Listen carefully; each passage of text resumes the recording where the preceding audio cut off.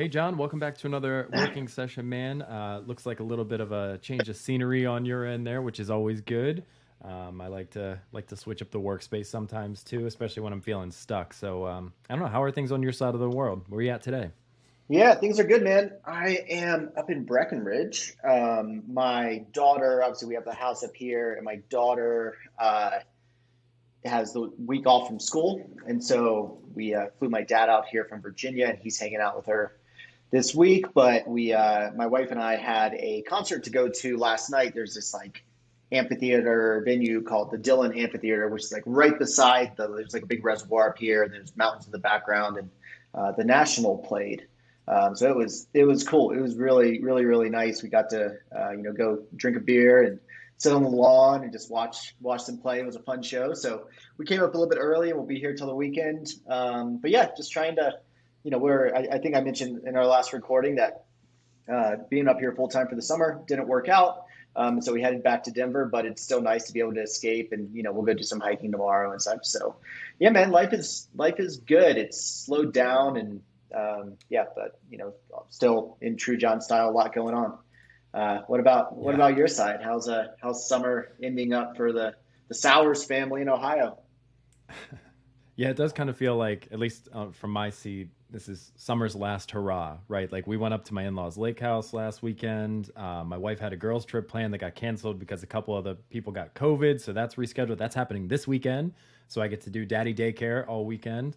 And then Mm, in a couple of weeks, we're doing our beach trip, just our family beach trip, taking the kids over to Delaware. So it does kind of feel like, get your fun in now, because the weather's going to turn before you know it, and it's going to be chilly and fall. And not there's anything wrong with that, but like whatever you want out of this summer, like you better get it on the calendar now, because that hourglass is running down. So lots of time outside yeah, enjoying the good weather while it's here for us.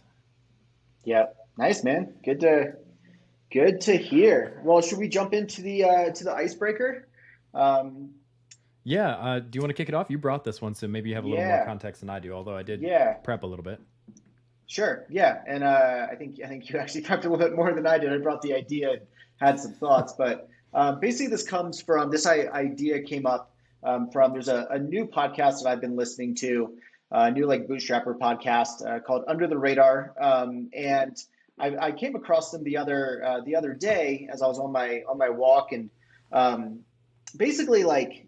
I mean, these guys they're building products, they're building businesses, a couple of like solo bootstrapped, founders, and really enjoyed what they had to say. So go give them a listen. But they brought up something, or they had a conversation that reminded me of other conversations I've heard in the bootstrapper space, which a lot of people a lot of bootstrappers, especially like more product or dev oriented people, they talk about marketing a lot, and then there's not.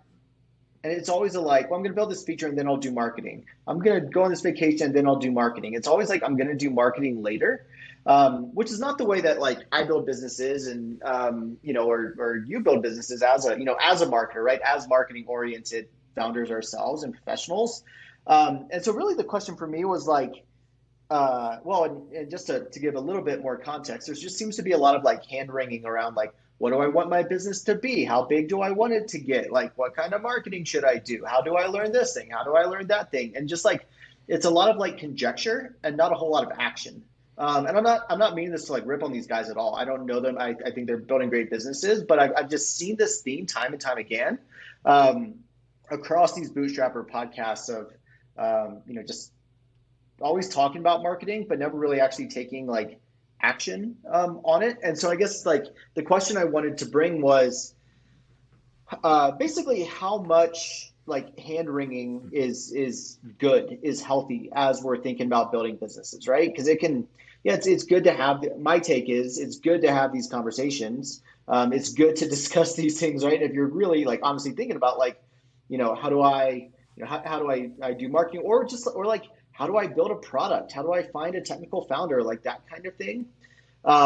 There just seems to be a lot of like hand wringing around this, that I think would be interesting to kind of dig into in terms of like how do we realize when we are kind of thinking too much about the business and not actually working like on the business and not working on like getting ourselves past this. So um, Yeah, I know you've got some thoughts on it. I've got some thoughts on it that I think I'm gonna let you go first, and I'll try to formalize mine a little bit so I'm not too long-winded. But what were your thoughts after kind of listening to this episode? And I'm sure you've heard, well, have you heard similar things on other podcasts? And how do you approach it? How do you think about it?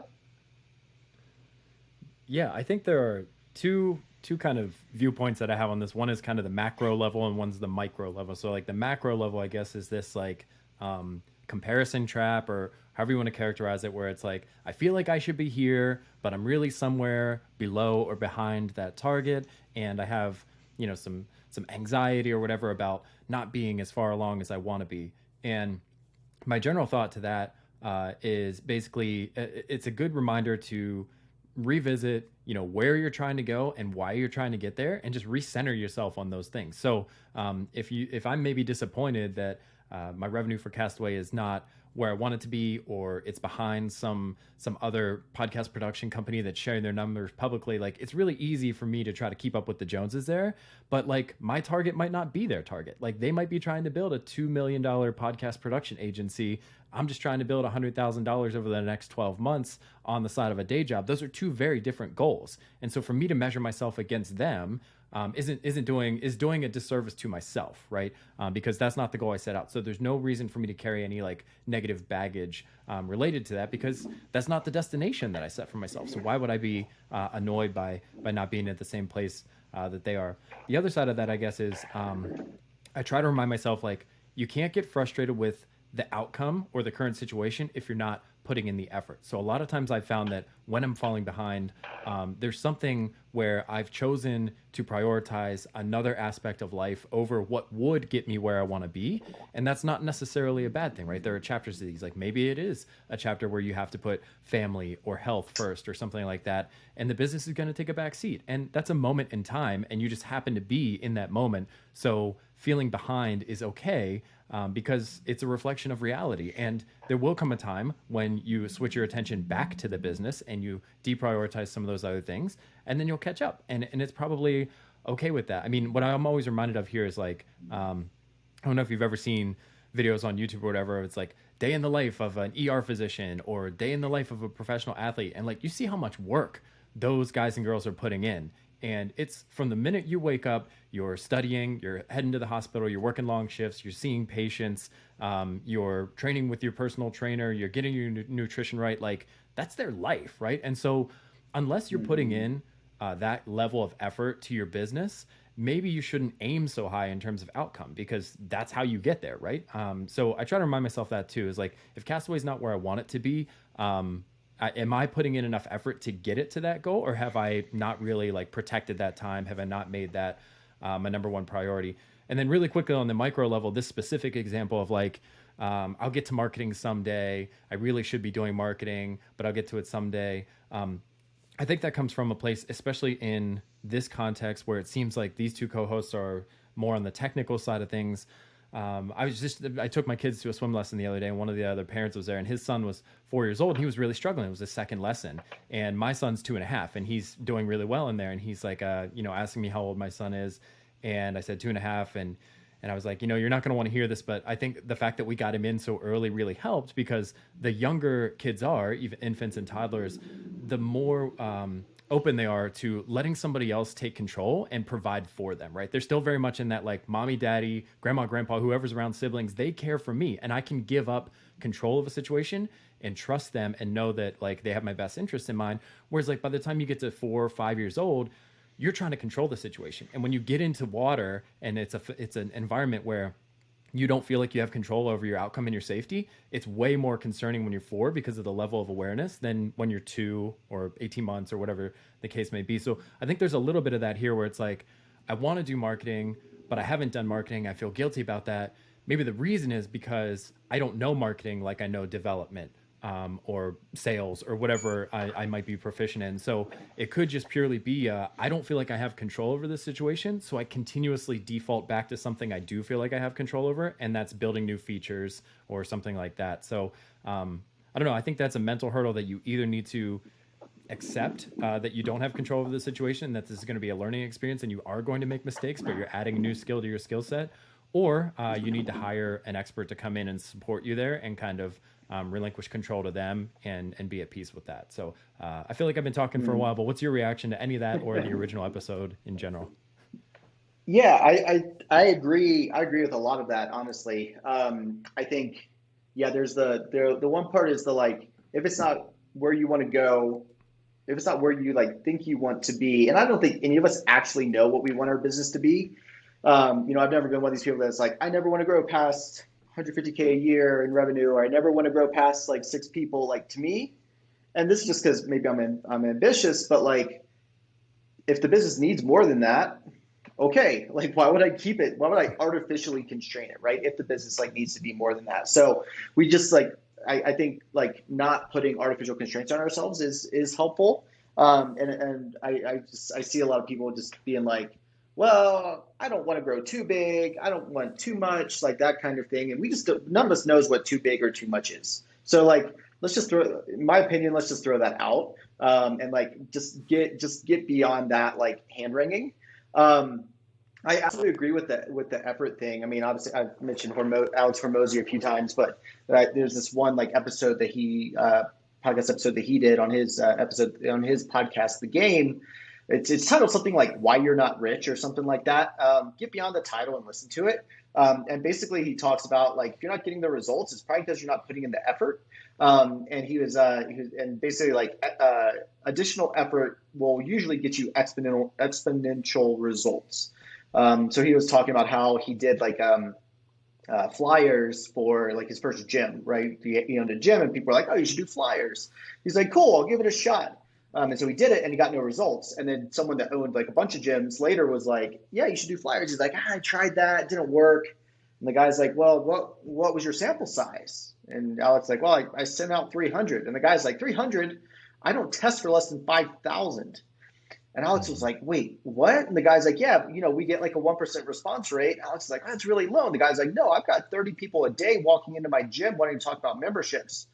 Oh, right. Like sometimes it just takes a lot more effort than we think it will to get those results, and especially at the start, right? And I think your point about them being developers and not knowing marketing is very true, right? Just like, I can design, I can develop, I can write, I can market, I can do all of that. I'm not a designer, right? So like I don't prioritize design at my companies because I'm not a designer. I've gotten better at it, but now it's like, okay, now I'm hiring, a Credo, like we've hired a designer to do some work on that side for us there. But I don't prioritize it simply because I don't know it.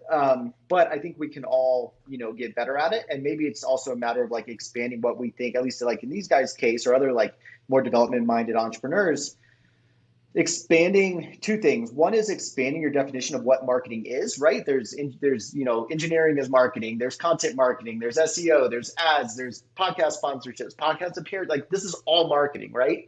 So like instead of saying like, oh yeah, I should do ads, but I don't know ads, I don't like ads, well then maybe you shouldn't do ads. Maybe you need to do SEO, maybe you do content, maybe you need to be on podcasts, like whatever that is. Like these guys doing this podcast, this is marketing for them, right? Mhm. So like it's not that they're not doing marketing, it's that they're talking about doing things that they don't necessarily know or like or think is going to be effective for them. So like try that, answer that question if it's going to be effective. Don't like sit there and question whether it is. Like I mean you can, but then also try it and see if it's effective or not. Like I've been surprised by so much over the years about what's effective and what's not. Like holy crap, that worked.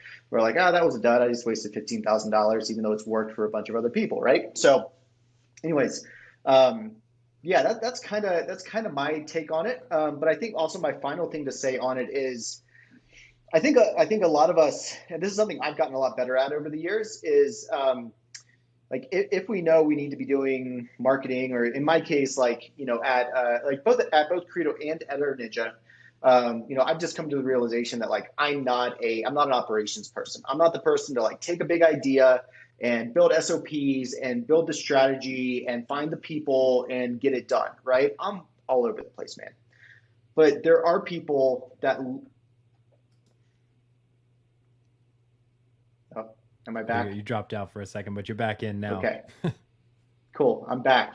Um, so I was gonna say like there are people out there, like I'm not the operations person to formalize systems and just kind of run the processes for various parts of the business. but there are people out there that are that way. So what I'm trying to do is I'm trying to find the people who are really good at that, asking my friends who have hired this kind of person or who are this way, what should I look for? What should I expect to pay? Like that kind of thing, and listening to them and be like, okay, cool, that's what that role is. Let's form that up. How do I work well with them? And really like taking their advice and not like pushing back and like questioning what they said from their experience and that kind of thing.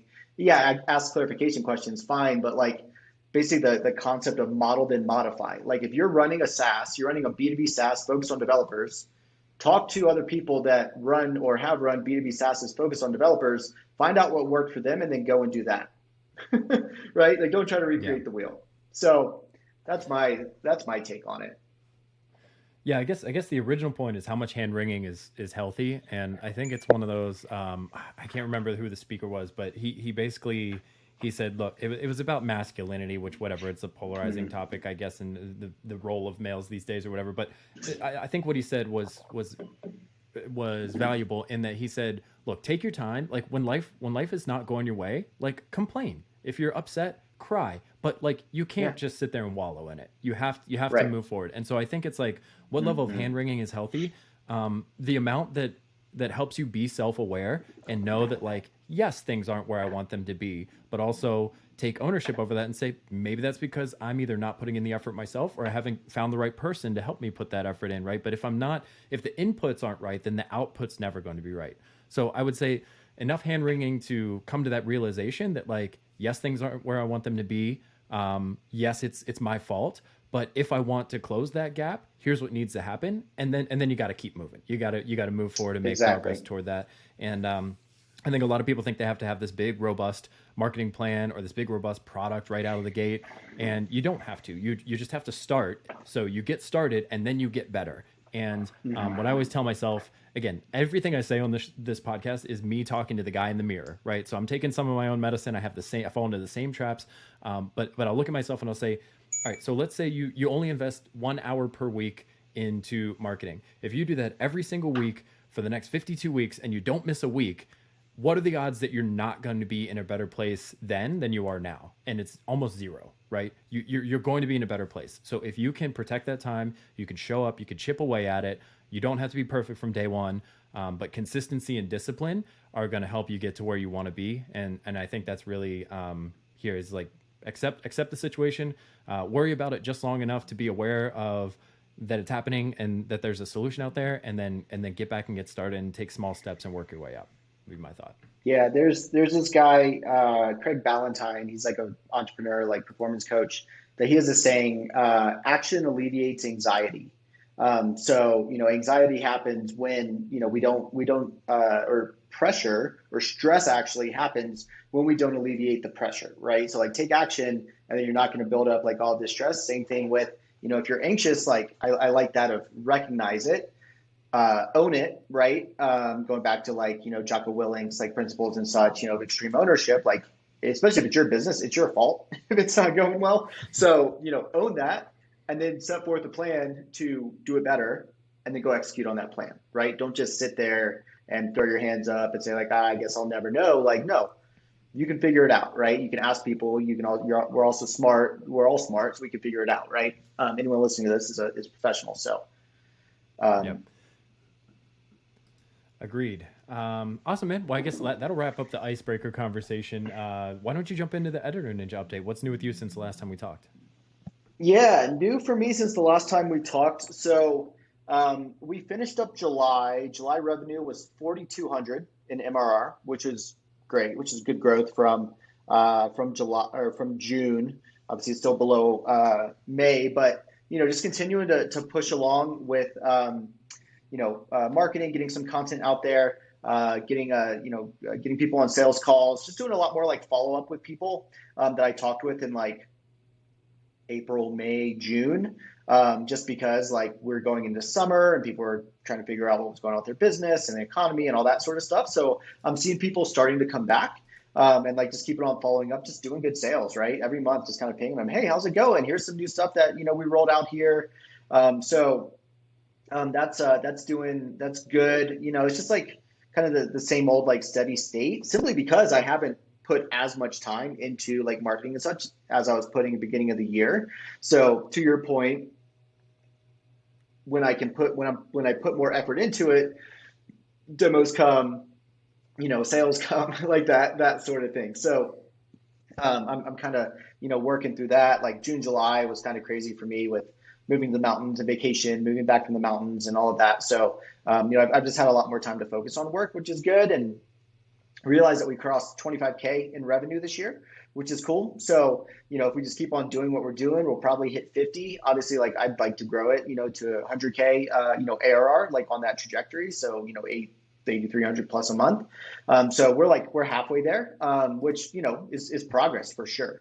So looking back at where I was like 6-7 months ago to where we are now, I'm proud, right? And also like want to do more. So, volume's back up, editors are rocking and rolling. We brought on a few new customers in July, starting to formalize our marketing plan, starting to figure out what some other offerings, like how do we create style guides for customers that come in that don't have them, right? Like how can we make it easy for them to create it, and how can we even like use it as an upsell, which is just going to make it, going to make life easier for everybody, for them with writers, for us with editing, all of that. But there's two things that I've been working on that I think are might be interesting, like quick points of discussion. One is on the sales and marketing front. So I think I talked a few weeks ago, about like, and you mentioned as well that like, I mean, my site right now is very quote unquote SEO'd, right? You go over the services drop down, and it's like 9 different services, and it's confusing to people because like we do all of those in the subscription, but people are like, well, can I just do copy editing? Can I just do proofreading? And yeah, I can add in the text. I need to still about like, this is included in every Editor Ninja subscription. I've started messaging that more, but I've actually built out. I think you actually had this idea of building out kind of new top level pages for like our main offerings, right? So like get a single document edited, flat rate subscription, unlimited editing, and then the dedicated editor that I rolled out. So I've worked over the last couple of weeks, and I have those pages ready to go. I actually have them published. I sent them to you yesterday. I got feedback from different people, but I was curious, like, I mean, you being a conversion guy, being a marketer, like being a decent copywriter, how do you think about like how you build copy on these pages, and then like actually like roll them out, test them, etc. I mean, obviously, I'm gonna roll them out. I'm gonna link them from the top nav. I'm gonna move all those like individual services pages to the footer. I think they're already there actually, but to simplify like that top nav, that drop down. But I'm curious, how do you think about like if you were like, okay, I'm gonna build out a like done for you branding service at Castaway, how would you think about building out that page? Yeah, I think it starts with if you haven't already done them, some customer interviews. You probably get this from all your sales conversations. I know you've been doing a lot of demos over there, so you probably have this knowledge already. But to use like an example for what you have, the single document edits, like I'm trying to put myself in the mindset, in the shoes of the person who might buy this over a flat rate subscription or a dedicated editor, and it's like, okay, what are their challenges, or what are their constraints, or what are their dreams and aspirations? Like if I'm somebody who's shopping just for a single document edit, a couple things that come to mind without knowing your market at all is like, maybe I have a quick turnaround. Like maybe I need this document looked at because I have a board meeting on Friday, right? So I might experiment with like a headline that says something like, get professional editing or professional feedback on that document before that big board meeting or that investor update or whatever, right? So I might check on something like that. If it's a subscription, I might be like, hey, have you leverage unlimited there, so you could have unlimited documents edited for one flat rate. Like maybe the value proposition there, or the motivator there for me, is like predictable expenses and the unlimited nature of it. Or as a dedicated editor, my hero headline might be something around like, never touch another blog article again unless it's hitting publish or something like that, right? Like it's the very last thing you don't have to see. So that's where I would start. That headline is it's like, what is the purpose of the first line of copy? It's to get somebody to read the second line, and the second line's purpose is to get somebody to read the third line, and so on and so forth. And so that's kind of the same way I would approach this. Is like, you need to nail that headline so that somebody can scroll down the page and see the next section. And the next section for me normally would be deliverables or like features or what's included in the package. And so that's where you would talk about like, maybe with a single document edit, maybe it's a 24, 48 hour turnaround. It's an MFA educated editor every time. It's whatever, like whatever those key value propositions or those promises you're making to the customer are, I think those come next. After that, I would inject some social proof. So there's evidence that like we were able to deliver on all these promises that we just made to you. And then finally, I would get into like a how it works kind of process. So let's say your headline compelled me. I see the deliverables or the features or the promises you're making me. I see some social proof that you're able to deliver on those. Okay, I'm interested. Like, how does this work? Or you submit your document, we assign an editor, you get notified when it's done, you go publish, and you enjoy the rest of your day. And then, of course, you have pricing right under that, another round of social proof, and you're out of there, right? That's kind of my normal structure. Is like, you need to tell them what it is, you need to tell them what it includes, you need to show some proof that you can deliver on that promise, you need to describe the process if it's a service, and then offer pricing and one last round of social proof, just as that reassurance at the point of purchase. And then after that, you're out there. And if you don't have public pricing, then you do the demo or whatever, the sales call. But that's kind of my boilerplate approach to it. And I tailor that based on the specific product or whatever needs to happen from there. Cool. I like that. Yeah, that's an awesome process. What it is, what it includes, so features, that kind of thing. Social proof, so someone talking about it, testimonial, whatever. Process, which you can not fake. You should never put like fake ones on there, but you could use like I've used especially being early days. I've used like James Clear has a great like quote about editing, and so like I've used that. But then I also have some testimonials from some customers and that sort of thing. And then what's the process? How does it work? Pricing, and then one last round of social proof to kind of get people to commit. Yeah, totally makes sense. Yeah, and it's funny, man, with building out these pages, I built them out kind of following a template, and even like drew them out like on my iPad and kind of like here are the elements, and I just felt myself putting like a ton of stuff into it. I'm like, oh, I have a 2-column thing here, like, and I don't know what to put in this like second column. So I'm just gonna throw some FAQs in there. And I'm like, I just started scrolling through. I'm like, this looks so busy. Like there's just so much stuff here. So I've really been trying to like challenge myself to simplify it as well. And so getting down to just like, what are these like 6 points here? What should be copy? What should be an image, right? How do we visually show? Like, I don't need to describe the whole like editing process or like what they're going to get and how it looks and whatever. I should show them a screenshot, right? So I'm actually showing like, here's a doc that like, here's this like paragraph in this doc. Here it is with all the edits made. And here's what you get back. All those edits gone, they're all made. But there's like one comment from an editor there that I should take a look at, right? Which is going to improve it. I don't have to, it's optional, right? To like do anything with it. I could just take it and publish it, but they're giving me feedback on how I could improve, so it's a bit consultative, which has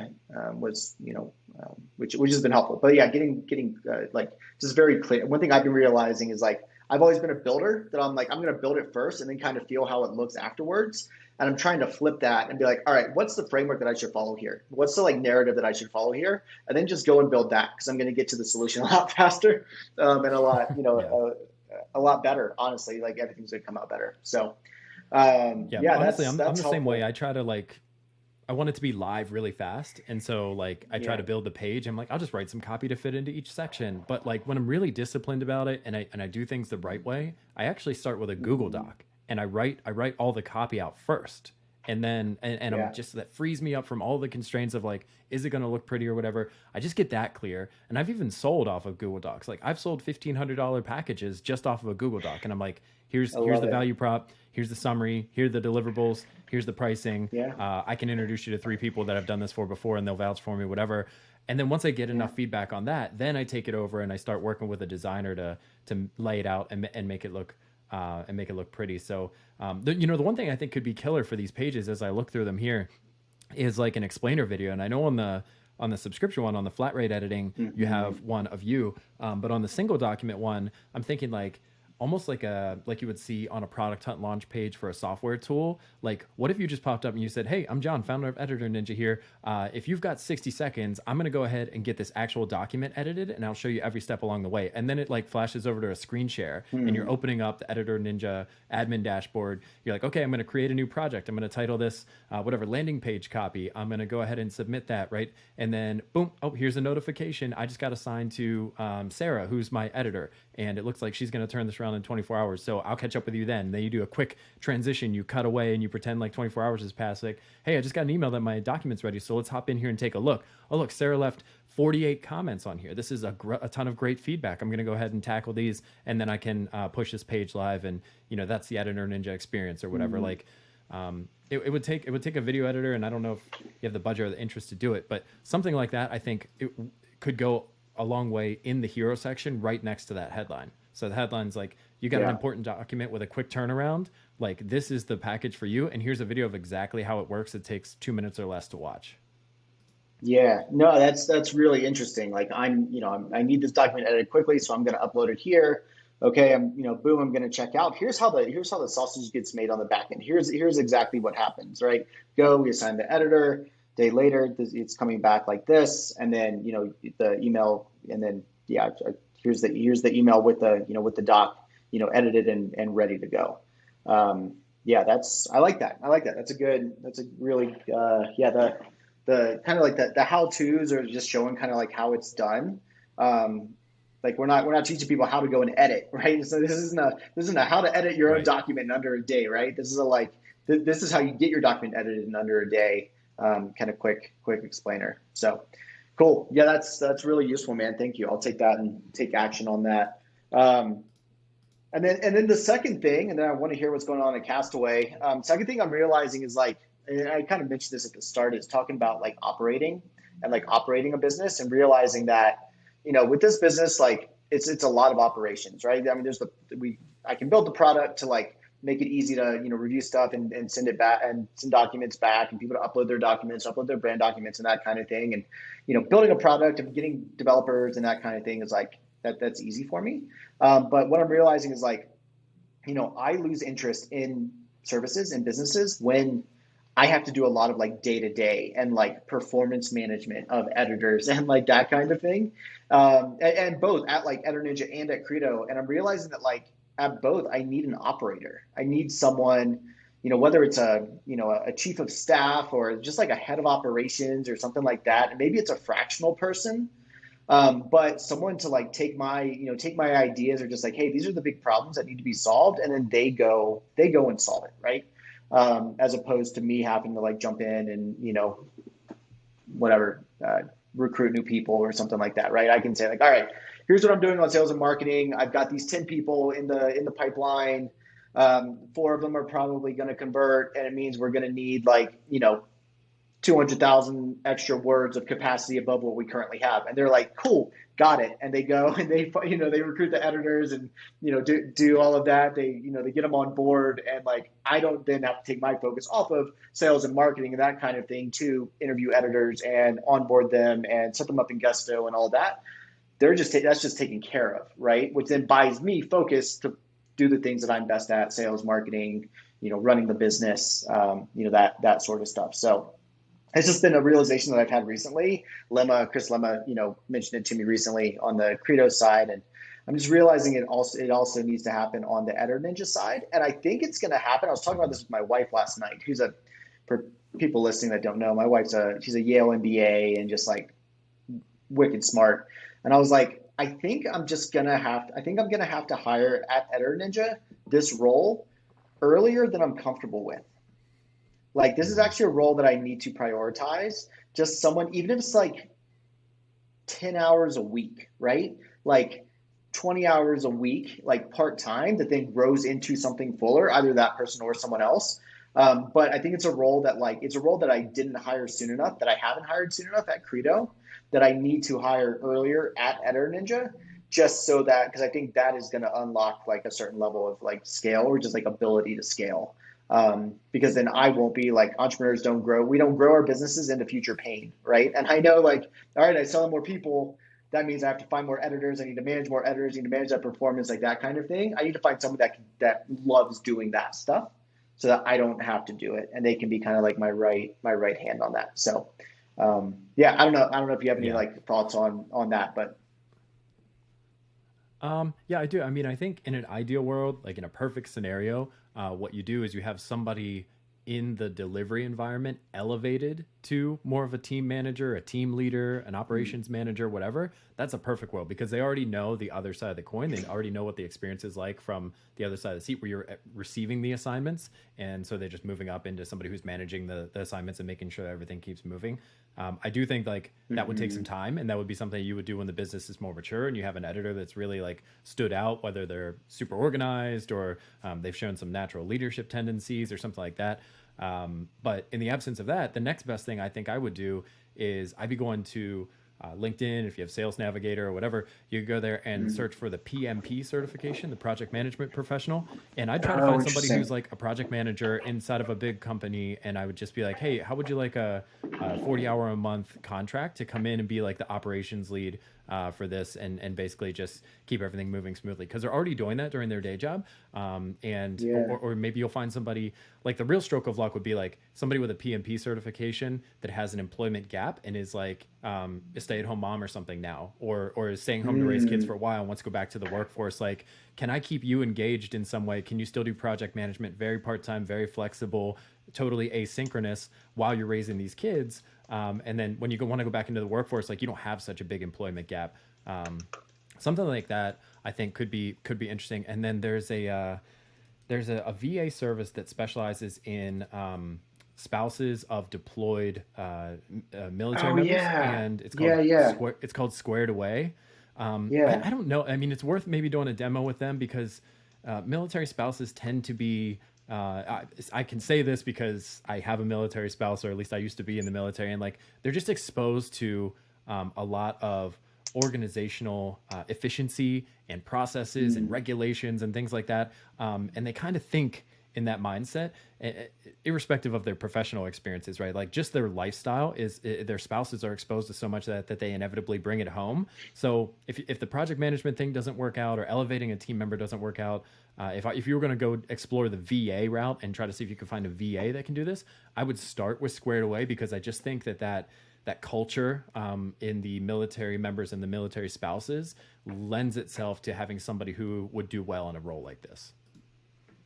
Yeah, that's really smart. Yeah, I mean, starting off looking for someone who is likely just doing that in their life anyways, that they just have to be super organized, right? Or maybe they have a ton of kids and like, they have to bring all those schedules together and that kind of thing. And they're just used to, kind of managing all of that together. No, that's really smart. I like the idea of like I was actually talking with a marketing operations person yesterday, and they were telling me they were like a lot of they know marketing, but they were basically saying they're like a lot of my job is project management. It's just like, are the right people working on the right things? Do they know what they need to work on? Do we know what's needed to launch the campaign and like that sort of stuff? And that made me realize I was like, Mm-hmm. yeah, maybe this is just more of a project manager like role. Like I talk to them, I Yeah. tell them where we're going, I tell them what we need to work on, and then they go and they figure it out and they build the SOPs and they tell me like, hey, we need someone to do this, we need someone to do this, and and I point them in the right direction. They go and they do it. That might be a lot more what it is, just like a little bit more planning, a little bit more like formalized, and then um, yeah, no, that's brilliant. That's really smart. Well, and by the way, if you can give Cool. somebody who currently holds a title of project manager a title like chief of staff or operations manager or head of operations, you Sure. can give them a Yeah. pseudo promotion with that title, but also the Hmm. autonomy and stuff that comes along with that. That looks fairly attractive too, as they build their resume and if they want to progress in their career at their current organization or whatever, they could say, "Well, look, I've been punching above my Totally. weight class already over here with Editor Ninja." So I don't know, you might Right. have some leverage there. Yeah. Yeah. I scaled EditorNinja from five to 50 editors, and all of this stuff. Like that's yeah, that's meaningful. That's cool. So enough about Yeah. EditorNinja and me. What's going on with Castaway? Give us the quick goods. Cool. Yeah, not much of an update from the operational side of the house. Castaway's been very much in maintenance mode, I guess, which is why our icebreaker was a little timely for me because I have been feeling a little bit of that, like, man, I wish I was farther along in the process, or I wish I was Mm, closer to that 100K revenue goal. But frankly, I haven't been putting the time in. We've been doing a big launch at my day job, and I've kind of been given more of my nights and weekends to making that happen than I have to Castaway. So I've been making sure that all the client assets get delivered on time. Like we're not missing any deadlines. We're not compromising work quality, but I just haven't done anything on the sales and marketing front to try to fill the pipeline, replace churn, and grow the revenue. So I've been trying to make my peace with that. And I'm not sure if you're familiar with James Clear's 4 burners theory, but I wrote it down here as like you've got 4 burners on a stove, you've got family, friends, health, and work. And I think he says, well, it originally came from somebody else, but James says you can cut off one and be successful. If you want to be really successful, you got to cut off two. Sometimes I feel like a side project is burner number 5. So it's like it's even harder to figure out which ones to cut. I do think you can have it all, but burners don't work in a purely binary way, like on and off, right? You ramp up that flame. There's like a low flame and a high mhm, flame. And so I think you can dial things in and still have most of what you want. But it does feel like right now is a period where that side project flame is dialed down a little lower, and work and family are still high up there. And I'm still doing really well on personal fitness and eating right and stuff like that. And so I feel great about that. I don't really want to cut back on that. So it does feel like being in a position right now where, kind of like we talked about at the onset of this conversation, it's like if I do still want to hit those goals, if those original goals are still right for me, and I haven't been putting in the effort recently to get there, what needs to change? And it does kind of feel like there needs to mhm. be a bet made of you're just going to give it more time, and this is a chapter of life where you're staying up later to work or you're getting up earlier to work and put in more effort on Castaway because you want to have a good day job and a family and a health practice and you want to have it all. Well, you got to put in more effort to have it all, or taking the leap of faith and investing some money out of pocket to hire against that, or to do marketing things that don't require my time but can still drive leads, like ads or sponsorships or something like that. So it does feel like a bet needs to be made in some capacity. Either I need to invest more of my time to make it happen, or I need to invest more of my money to get other people or other channels to try to make it happen for me. So yeah, I guess I'll pause there. That's kind of the update operationally, is like where my mindset's at around Castaway. Yeah, no, I think that makes sense. And yeah, going back to what we talked about at the start, picking the one that you want to do for now. Is it put more time into it? Like I've been putting in a lot of like 8 to 10 p.m. evenings, like after a full day, and then basically 5 to 8 until whenever my kid goes to bed is like that's family time. That's like daughter and wife time and dinner and all that.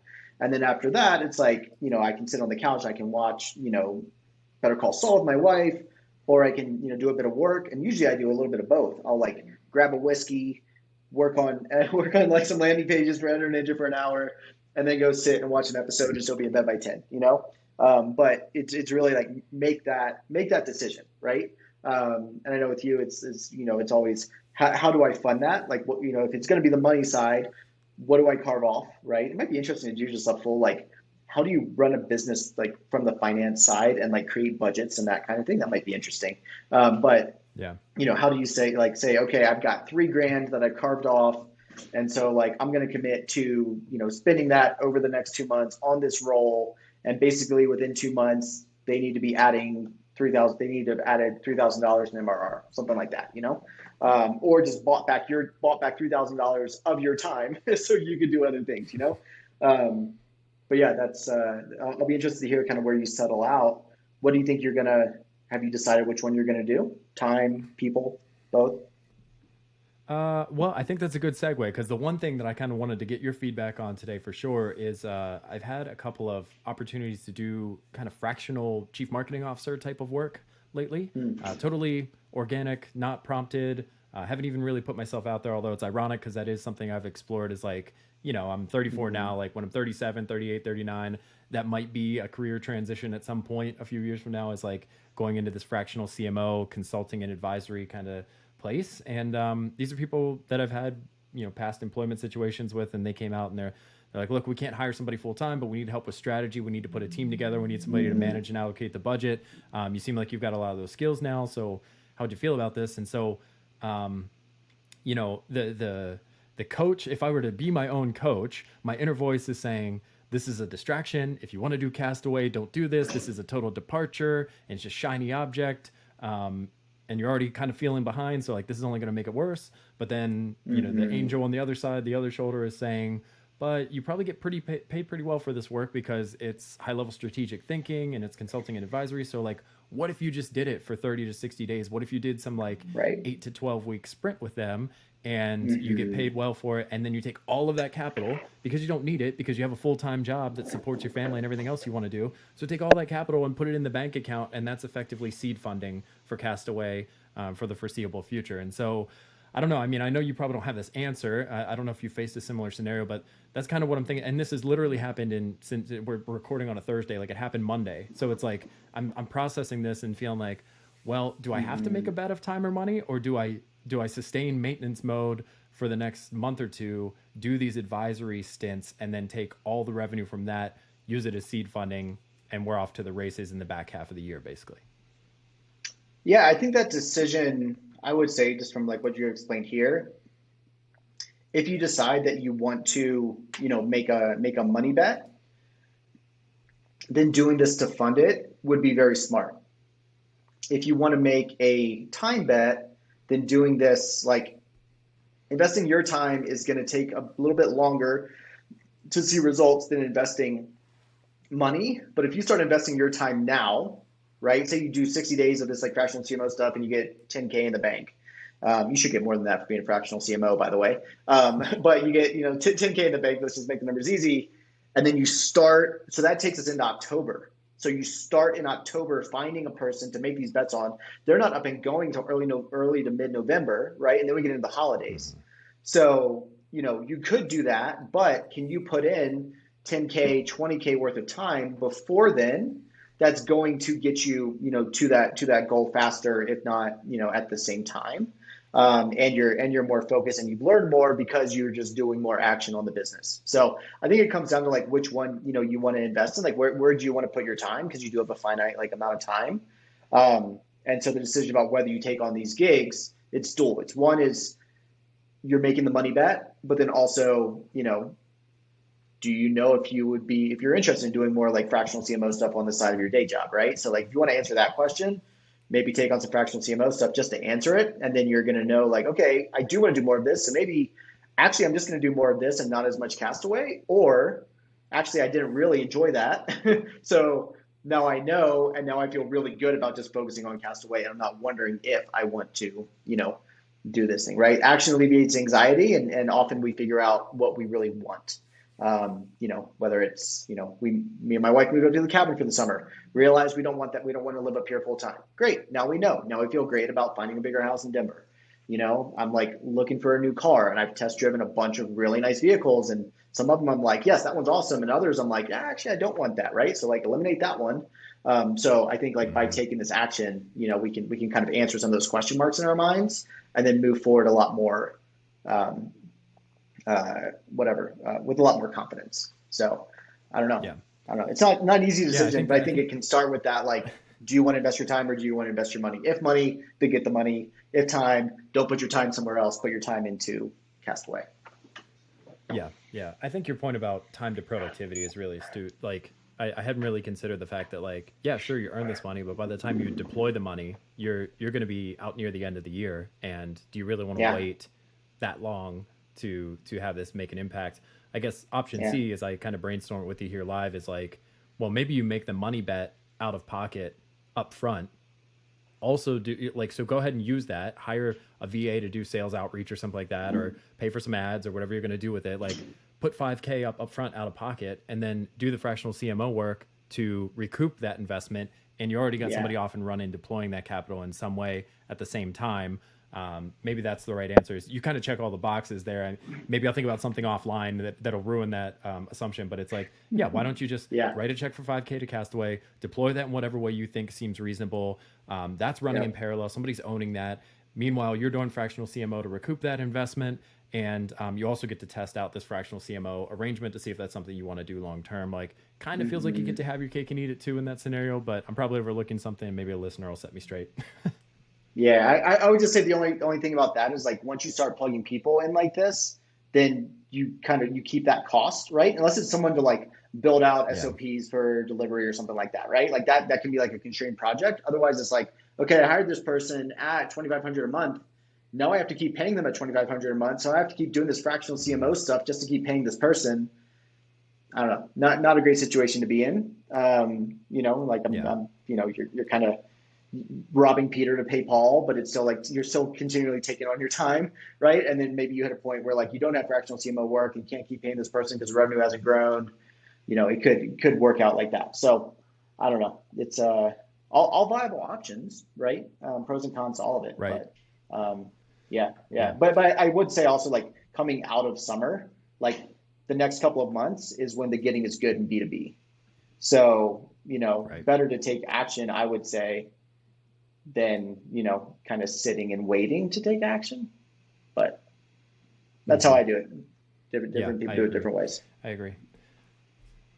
Awesome, man. Maybe we'll bring it in for a landing there, and we'll wrap things up.